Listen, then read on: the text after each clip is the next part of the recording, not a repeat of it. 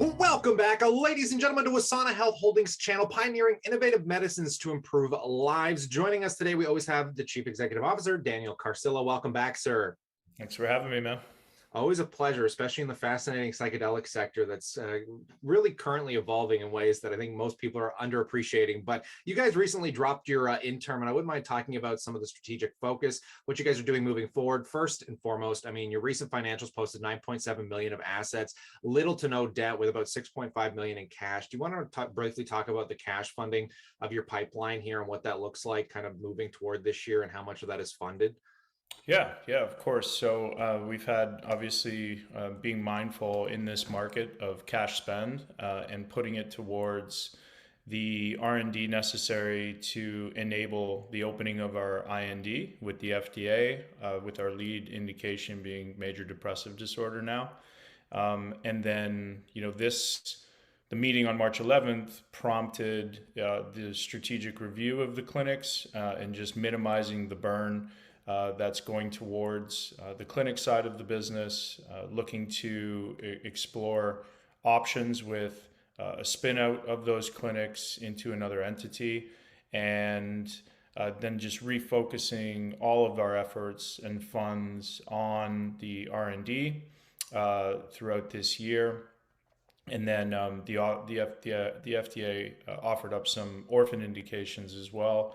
So adding in and putting some money towards filing 3 patents on these orphan indications and bringing along one in parallel with the MDD is the main focus of Wesana for the rest of this year.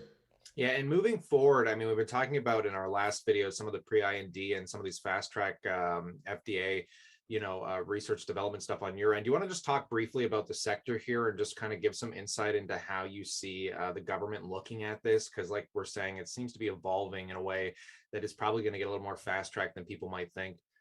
Yeah, so given our feedback, everything was dependent on the feedback, right? We started as a drug development company, really working towards creating that briefing booklet that you submit to the FDA in a pre-IND meeting, IND being investigational new drug application.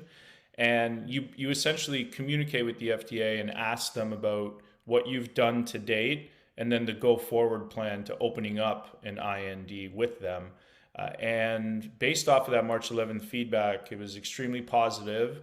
They wanted us to expand the indication. So essentially saying, if this works for traumatic brain injury related major depressive disorder, then it should work for major depressive disorder as a whole. I believe they really liked the idea and the fact that we're doing a robust, or had planned to do a robust phase 1, meaning we'll use a loading dose, then a loading dose coupled with the at-home self-administered microdose, and then the microdose on its own. And the reason we're doing that is because if we don't see an effect of the loading and the microdose, we could just use that self-administered at-home dose. And for people out there, when you talk about psychedelics moving into a clinic and people hallucinating at high doses, it's great for indications like treatment-resistant depression, not so great for an indication like major depressive disorder, where if somebody just has depression, their first line of defense isn't going to be to hallucinate in a clinic and give up a full day. And then the industry has questions to answer about where these therapists are going to come from. So that's the most exciting part about our program, and the FDA reflected that in their response with the self-administered. You go to a doctor, get a diagnosis, grab your prescription, go to Walgreens, and it lives on your counter and you take it on a daily basis, just like an SSRI or antidepressant, with no hallucinogenic effect, but it hits those same 5-HT2A receptors and fits into your serotonin system like a lock and key. So the fact that they expanded our indication from 6 million to 264 million was really important.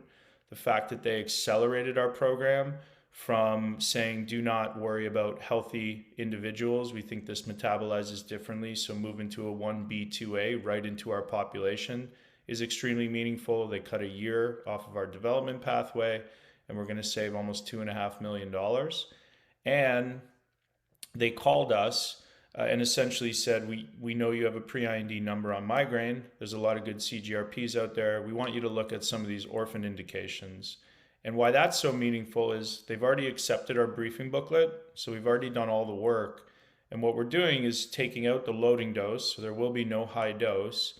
And we are just putting in the self administered at home portion, non hallucinogenic with the orphan indications. So um, a really defined pathway forward in the broadest indication in the world with an accelerated pathway plus orphan indications, and the FDA accepted a self-administered at-home presentation of psilocybin and CBD in a combination therapy. So it was a huge win.